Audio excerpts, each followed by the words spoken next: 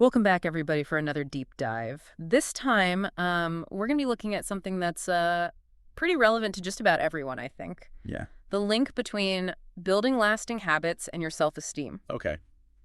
Have you ever, set a goal Oh, yeah. with tons of enthusiasm, Absolutely. only to just see it completely fizzle out after a couple weeks? All the time. Yeah, Happens to the best of us. me too. Yeah. So today, we're going to try to figure out why that happens, and more importantly, what we can do about it. Yeah.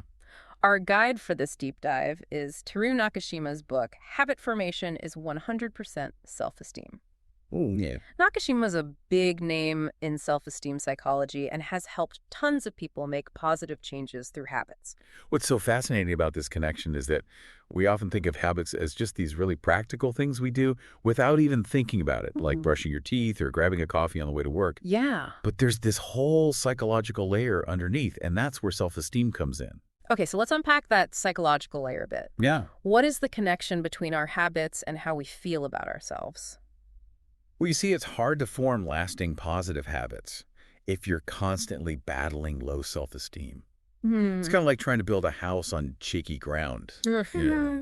Right. Nakashima's work emphasizes this link and suggests that our actions are deeply intertwined with our beliefs about ourselves. That makes total sense. Yeah, If you don't think you can change, every little setback probably feels like proof that you're right. Like, see, I knew I couldn't do it, and just give up. precisely. And that negative self-talk just reinforces those old, unhelpful neural pathways, making it even harder to create new, positive ones. Yeah. It becomes a vicious cycle. So it's like our self-esteem or lack of it is actually shaping our brain's wiring when it comes to habits. Exactly. And this is where some interesting research comes into play. Okay. Studies from Duke University show that a whopping 40% of our daily actions are driven by habits, not conscious decisions. Wow, 40%. So that's almost half of our lives are on autopilot. It is. That's a little unnerving when you think about it. Yeah. I mean, how much control do we actually have if so much is driven by habits we've already formed? Well, that's the key question, isn't it? Yeah. And it highlights why understanding how habits work is so important. Okay. You know, those goals you've struggled to stick with, Mm. whether it's exercising, healthy eating, or learning that new language, Yep. those struggles might be happening because you're essentially fighting against deeply ingrained habits. You're trying to change those automatic pathways in your brain. So if we want to change those pathways and create new, healthier habits, where do we even begin? Well, first we need to understand the timeline involved in habit formation. Okay. You know, we've all heard the saying about it taking 21 days to form a new habit, right? Oh, yeah, for sure. But research from Philippa Lally at University College London suggests it actually takes a bit longer. Oh, really? Yeah, her study found it takes an average of 66 days for a new behavior to become automatic. 66 days? That feels like forever. No wonder those 21-day challenges never seem to stick. Well, it can seem daunting. Yeah. But I think it helps to reframe our thinking about time here. Okay. 66 days isn't just about trying something new for a short period. It's about rewiring your brain, which takes time and consistent effort. Right. You're literally creating a new pathway for your thoughts and actions to follow.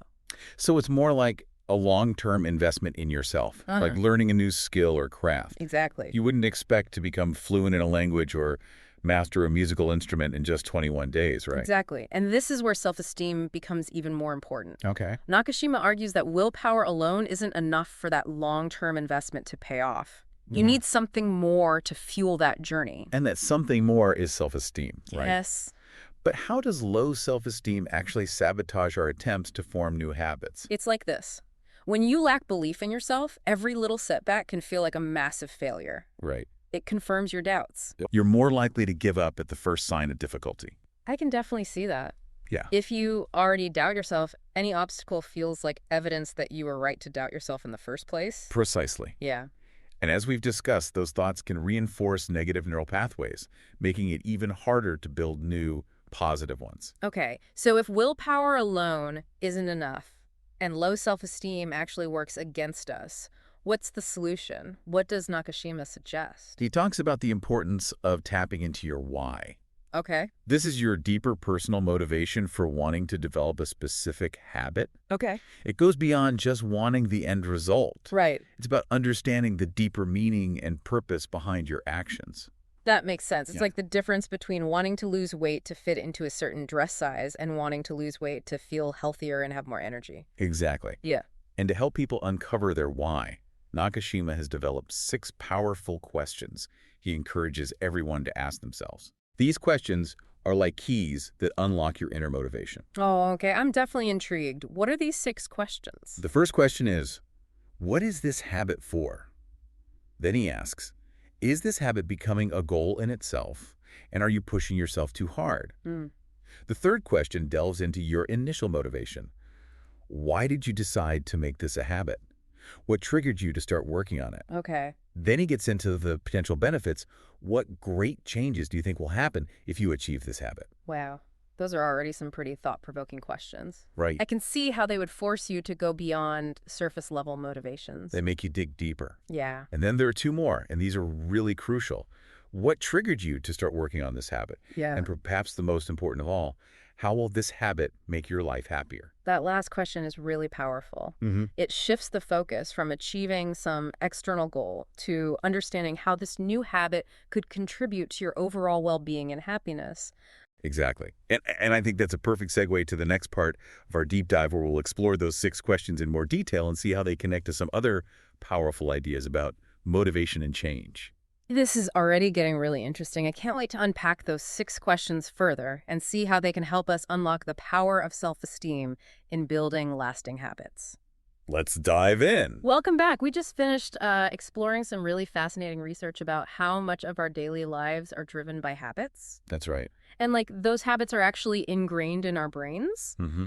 But what's even more interesting, I think, is that link between habit formation and our self-esteem. Yeah, it's all about understanding that, forming a new habit is a journey, not like a quick fix. Right. And it's a journey where your self-esteem plays a crucial role. That is so true. Yeah. And those 6 questions you mentioned earlier, Yes. those seem like really powerful tools for starting that journey. Absolutely. Remember, those questions help you uncover your why. Yeah. The deeper reason you want to develop a specific habit, and having a strong why can really make all the difference. Okay, so let's dive into those questions. Yeah. The first one was, what is this habit for? Yeah. What's the significance of that question? That question really encourages you to step back and consider the purpose behind the habit you're trying to form. Okay. It's about getting clear on the bigger picture. So it's not just about the habit itself. Right. It's about understanding how that habit fits into your life, your values, your goals. Exactly. For example, if someone wants to start meditating, it's not just about like the act of meditating. Yeah. It's about understanding what they hope to gain from it. Exactly. Maybe they want to reduce stress, improve focus, or feel more connected to the present moment. Exactly. And that second question, is this habit becoming a goal in itself? Yeah. And are you pushing yourself too hard?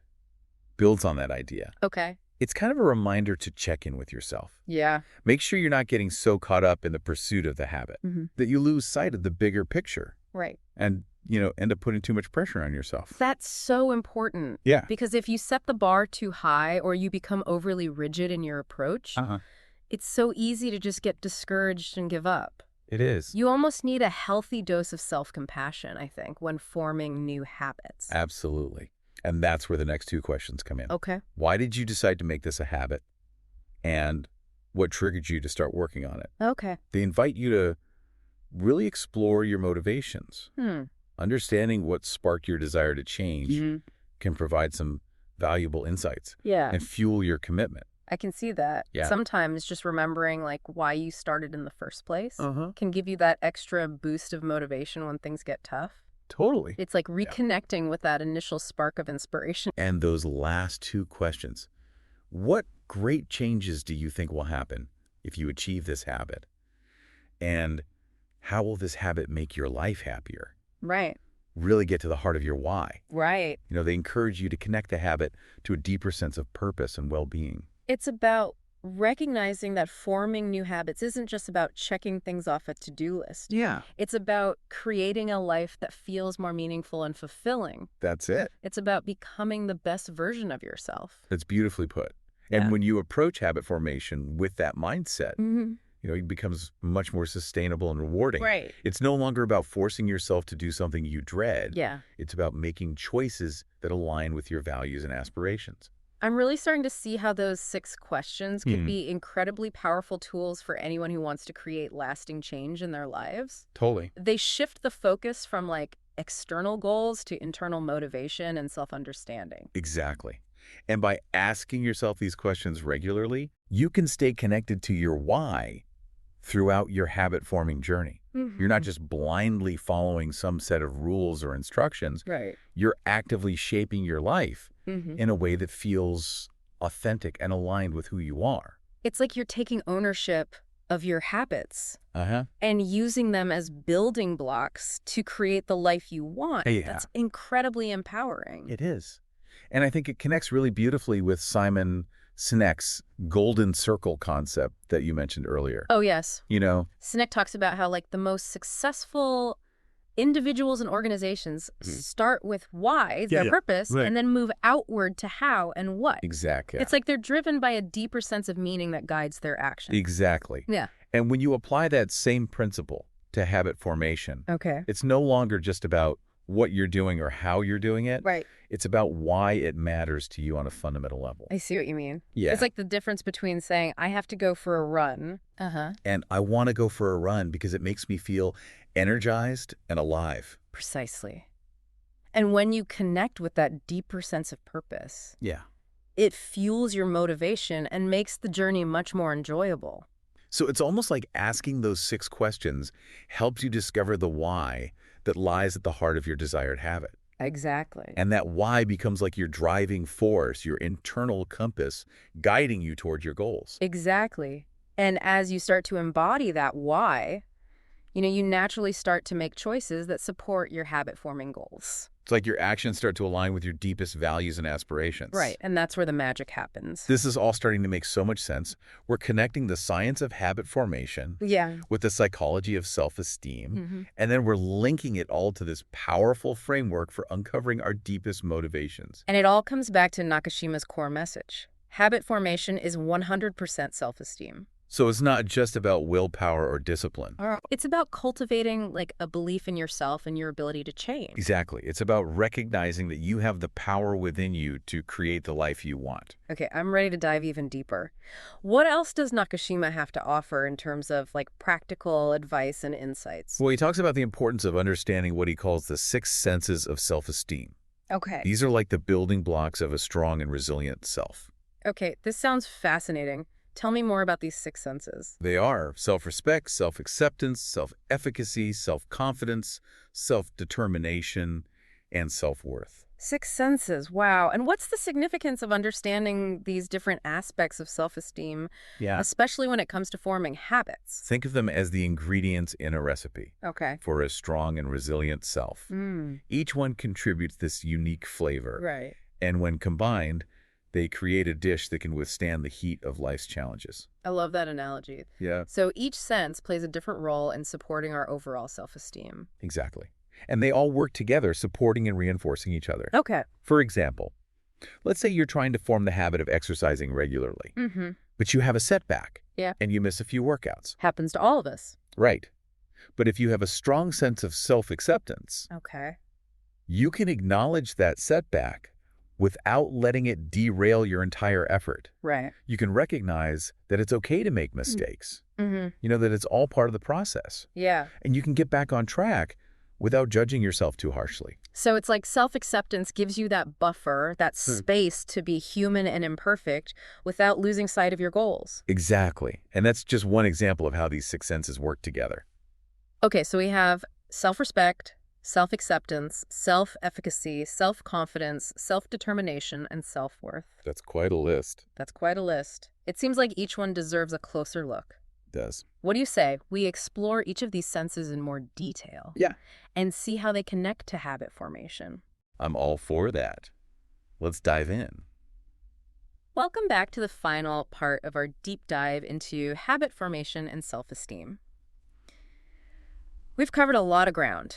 Yeah. Exploring the science behind habits, and the power of understanding our why. Hmm. We even talked about the six senses of self-esteem. It's been fascinating. It's been fascinating. But I Yeah. think a lot of people listening are probably thinking, Yeah. okay, this is all great in theory, Mm. but what about when it comes to actually like putting it into practice, It's a great point. Yeah. It's one thing to understand these concepts, but quite another to actually apply them in our daily lives, Right. right? Especially when we're faced with those inevitable challenges and setbacks. Exactly. Like we talked about those common pitfalls, Yeah. rigid thinking, striving for perfection, and getting stuck in past failures. Yeah, those can be tough to overcome, Those can be tough. even when you have the best intentions. So how do we actually move from understanding to action?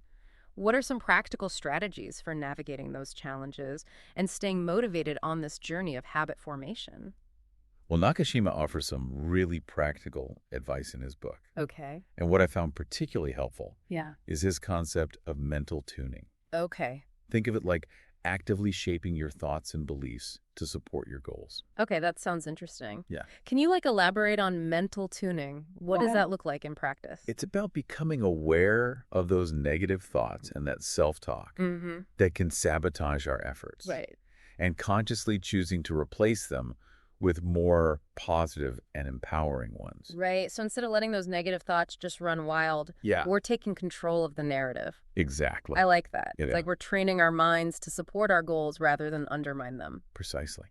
And one of the tools that Nakashima recommends for mental tuning is creating what he calls a list. Right. It's basically a list of things that excite you, bring you joy, and make you feel alive. Oh, I love that idea. It's like a personalized mood booster. It is. And, creating the list itself could be a really fun exercise. Yeah, for sure. It's a great way to remind yourself of all the good things in your life. Right. To shift your focus away from what's not working and toward what brings you joy. And then when you find yourself struggling with a new habit or feeling discouraged, you can refer back to your DEG list for a Yeah. little boost of inspiration. Right. It's like a reminder of your why. Those things on your list are probably connected to your deeper values and aspirations. Mhm. So connecting with them can help fuel your commitment to your goals. That makes a lot of sense. Yeah. So mental tuning is about cultivating a more positive and supportive inner dialogue.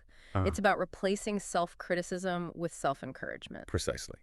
And another key aspect of mental tuning is practicing self-talk. Oh, This is about becoming more aware of the conversations that we have with ourselves. Yeah. Those inner monologues that can sometimes be quite negative and self-defeating? I know those conversations all too well. Yeah. It's like that inner critic It is. that loves to point out all of our flaws and remind us of all of our past mistakes. Exactly. But here's the good news. Okay. We can choose to challenge those negative thoughts and replace them with more positive and empowering ones. So it's not about pretending that those negative thoughts don't exist. Right. It's about consciously choosing to engage with them differently. Right. Instead of letting them dictate your actions and your beliefs, Yeah.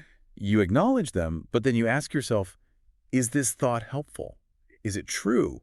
Does it serve me? Right. And if the answer is no, Hmm. you choose to replace it with a more supportive and encouraging thought. So instead of saying, I'm such a failure, I'll never be able to stick with this habit, you might say, I'm learning and growing and I'm proud of myself for trying. Exactly. It's about shifting from self-criticism to self-compassion. Exactly. It's like having a supportive friend cheering you on from the sidelines. Yeah. That kind of positive self-talk can make a world of difference in your motivation and resilience. And the more you practice it, the more it becomes an automatic response. Well, yeah. Like you're rewiring those neural pathways to support your goals. Absolutely. And along with mental tuning, Nakashima also emphasizes the importance of body tuning. Body tuning. Okay, I'm curious. Yeah. What's that all about? Well, this is about recognizing the powerful connection between our physical and mental well-being. We've all experienced how exercise can boost our mood and reduce stress and improve our overall health. Yeah. So it makes sense that taking care of our bodies would also support our efforts to form new habits. Exactly. And what's interesting is that Nakashima encourages us to view exercise not just as a means to an end, Okay. like losing weight or getting in shape, Right. but as a way to cultivate a deeper sense of self-respect and self-care. It's about honoring our bodies and treating them with kindness rather than punishment. Exactly. I like that. And that shift in perspective can make a huge difference in our motivation and consistency. Yeah. When you approach exercise from a place of self-love and appreciation, Mm. it becomes a much more enjoyable and sustainable part of your life. Instead of viewing it as like a chore or a punishment, you Yeah, see it as a way to like celebrate your strength and vitality. exactly. Yeah. And the benefits extend far beyond the physical. Right.